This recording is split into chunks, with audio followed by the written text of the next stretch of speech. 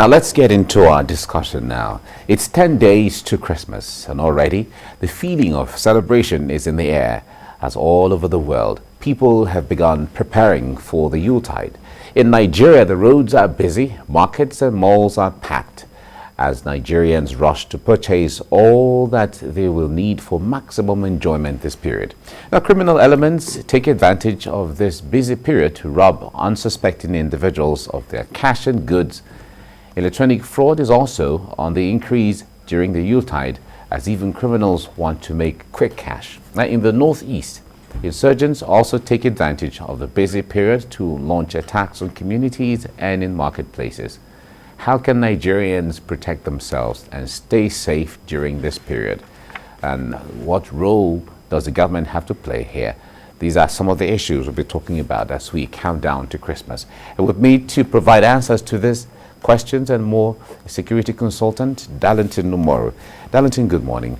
Good morning, Mike. Good to see you again. And good to see you too. You're always looking younger. Each time I see you, I meet with you. The point there is we drink a lot of water. No, that's not the secret. What is the secret? How do you get the water? No, the water is everywhere. Water is everywhere. Like fella say, water no get enemy, so it's everywhere for everyone.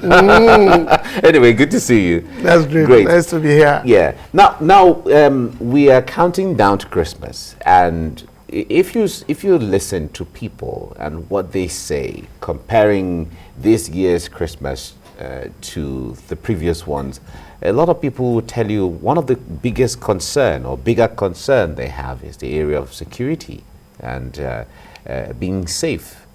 As we count down, what are the areas that you are seeing that something needs to be done? Otherwise, there could be, the breakdown of law and order in areas that one shouldn't. Mike, like you rightly know, Christmas is a time where we experience lots of movement. People transporting themselves from one point of the country to another, even from outside the country into the country. Inflow and outflow of traffic is usually very heavy. And such times, that's when you really experience criminal activities in form of armed robberies, in form of kidnapping, in form of even the terrorists. That's some of the best times they choose to hit, because you have a convergence of people, at different locations in places of worship, homes, and all of that. But the security situation in the country, apparently for now, has not been really the type where everybody goes to bed and want to have celebration and movement and all of that. Recently, people were advised, except if you know that where you're going to, where you're moving to is ultimately important, there's no point for you to move or face the risk. Now, if you want to look at all of that, then you look at segments of the country. For instance, this period is when the Southeasterners really go home. This time and the Easter period, okay, they really go home, they hold meetings, they have family meetings, they have activities. Some of them wouldn't have gone home from January when they returned from home after the previous December. I know there's rush. Now, what's the security situation in the Southeast at the moment? It has not been encouraging, particularly with the activities of the ESN. And then there is another group that has sprung up again beside the ESN, all under the name of the Biafra agitation. The Easterners who want to go home this time, how many of them are really feeling comfortable wanting to go home, bearing in mind the activities of these security bodies set up or working under IPOB? It's not been really encouraging. And then if you take it away from the Southeast and down to the North, we have a peculiar problem. You have the issues of kidnapping, you have the issues of banditry, you also have the issues of terrorism. The terrorists, activities of all these three main bodies, they have constituted a high level of risk to life, risk to property, And the government in those areas have not really, particularly talking about the state governments now, the police is a central organ, security organ controlled by the federal government. Now, in the Southwest, the issue of insecurity at times like this can only be limited to basically armed robbery incidences here of the pockets of them. But where and kidnapping sometimes. And kidnapping, but not as rampant as you have it up north. I'm trying to segment them, you know, particularly where you have red alert, high risk, and low risk. It's not as if even these basic security risk and issues I mentioned do not really exist in all of the zones. Where they are prevalent. Yes. Now, particularly, I had to break the South into two, the Southwest and the Southeast, while I bring the North all together under one umbrella. But even so, I'm trying to look at security areas where people are really scared, that has really given people worries. You know, that's why I try to, you know, look at it differently. In the Southwest, yes, kidnapping, yes, but not as rampant as what we have up north. What the bandits do with kidnapping that has become pure business, permit my language, in parentheses, you know, to them and their sponsors. Okay, here we have it in the Southwest, but the fear is not the same thing as you have up southeast and then up north, particularly the northwest and the northeast. So if you look at it, for this period, the challenges people are having has to be all of these worries. Now you look at the corridors. The corridor between Okene and Lokoja is a challenge. You look at the corridor between Abuja, Kaduna, it's another bigger challenge. And then you look at what is happening in Zamfara. It's the biggest of all of them. Now, movement at this time will be low. I don't expect us to have as much as we've had in the previous years, where people feel free to travel. Now, flights are fully booked. Flights are fully booked. I tried to buy tickets for my son, who is supposed to return from Kaduna. And I discovered that the only day I could get a seat for him was Wednesday, rather than him leaving weekend. So it tells you how much people want to run away from this. Most people don't want to go by roads anymore. These corridors on the road don't favor most people. Recently, I'm sure you are aware, about 2 weeks ago, how much the bandits did on the Abuja-Kaduna corridor. And then the security agents waded in. And then they tried to, you know, introduce the use of certain gadgets to see how. But I don't think they've done enough. But I know the IG is worried. Talking about security agencies now, under his watch, I know the IG is very much worried. I think this is the time where they usually want to be on red alert, where they want to monitor activities, where a lot of meetings will go on, where they'll go to the drawing board, draw plans, you know, put this together and say, you have to be here, you have to be there, you have to be there, you don't need to go on leave at this time, up until between now and January. But whether they have the capacity and capability to arrest such situations is what I really don't know. The Minister of Communication did say yesterday or thereabout that, was it yesterday or the day before, that they had really given to security agents all the ICT technology they desire or they deserve to be able to achieve success in all they are doing, particularly during this yuletide period. But is that a mere talk, or in practice that they've actually been given technology equipment, not just technology by words of mouth? Have they been given the equipment? Have they been trained on the use of ICT equipment, you know, to enable them do surveillance, to enable them do intel? Because with surveillance and intel, you'll be able to win the war. And then, do we really have surveillance on manned area vehicles? Do we have combat unmanned area vehicles enough to cover these areas I just talked about? The southeast is there, the northwest is there, the northeast is there. The northwest is more ravaged by bandits, while the northeast is a place for the terrorists. Talking about Boko Haram and ISWAP now. you know, even though internally they have their own crisis, which helps us.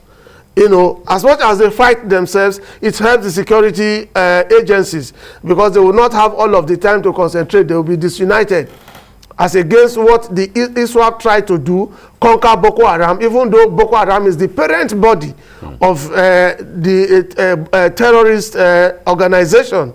You know, you recall that ISWAP break away from Boko Haram. Exactly. I know, but at the time, where they had a tussle for leadership. Yes. It wasn't really a tussle for leadership. I just, it's really the normal thing where an empire does not exist forever alone.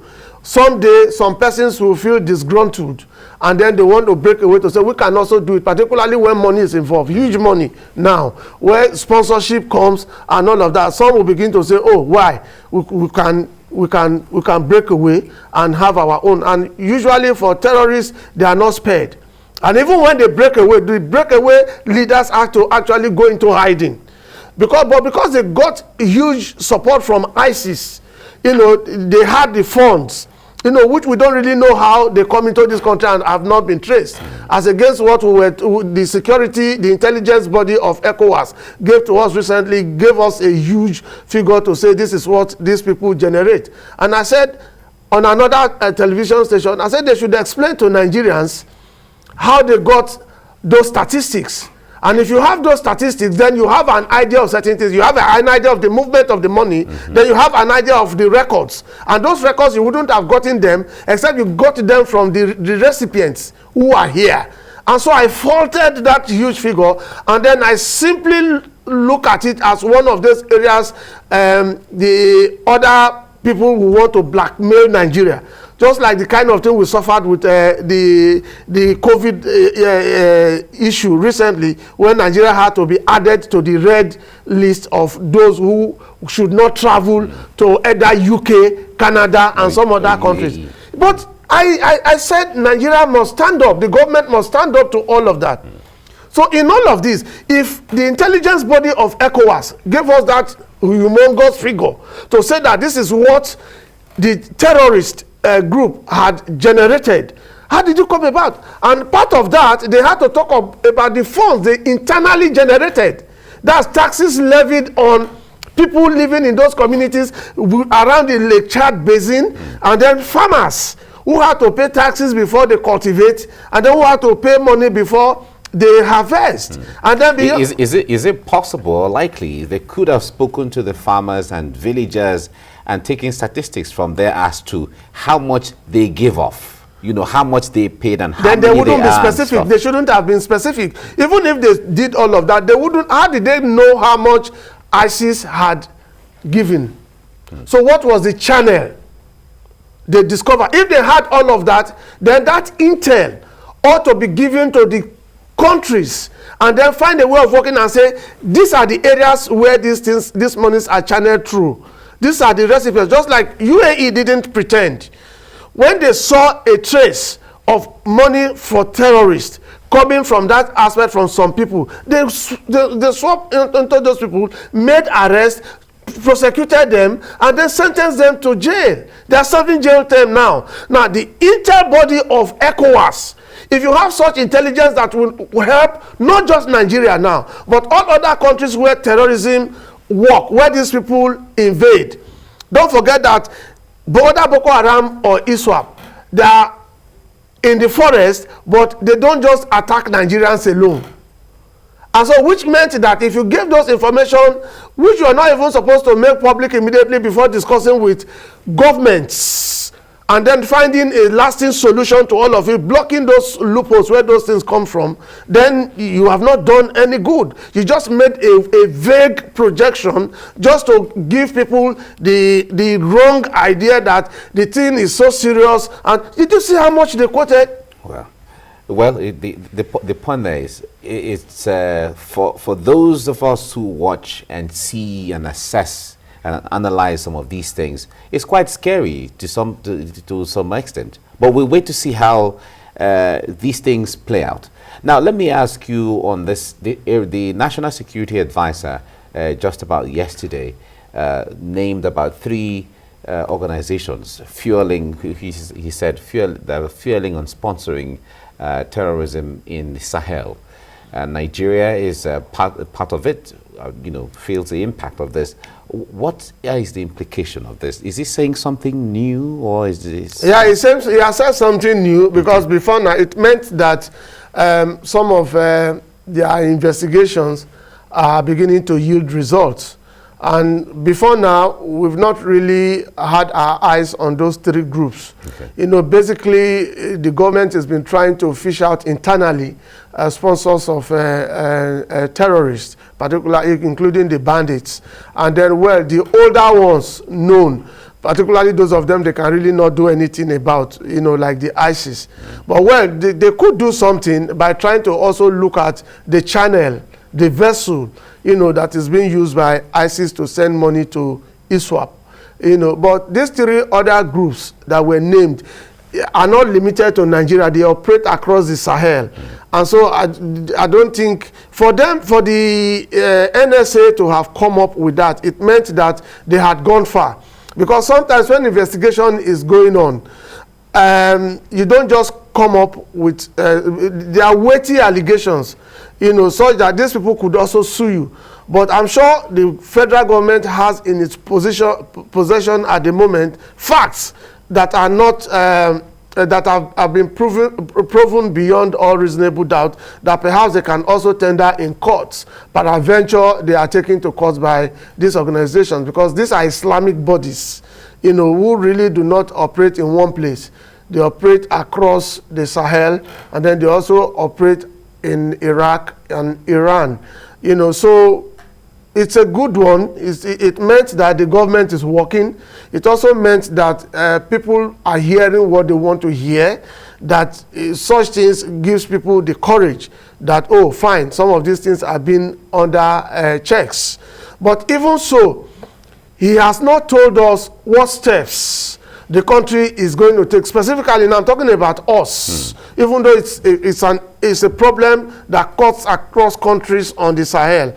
But what is the federal government doing now? If you've known, and then apparently you have seen sources, you have seen recipients, you have seen the channel, okay, and then you have also seen perhaps the amount. I don't want to think or believe that the Interpol is involved in this. But the Interpol data will sometimes give you some of this information. And then also, I do not also want to believe that the intelligence sector, the intelligence body of ECOWAS has, given to the federal government some of this information, which ordinarily they said they had done.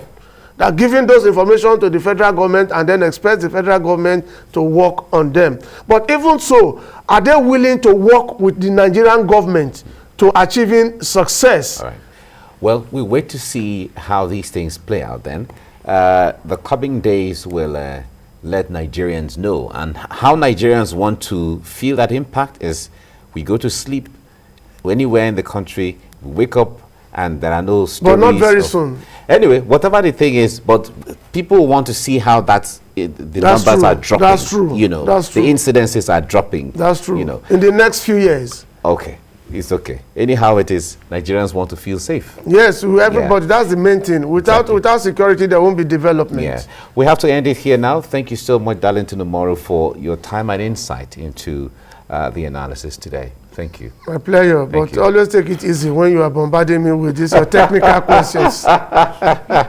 You are capable, and you told Nigeria. In fact, you took us to the classroom this morning. Oh, really? Yeah, of course. My pleasure. Thank you. Thank you so much. Yes. Thank you.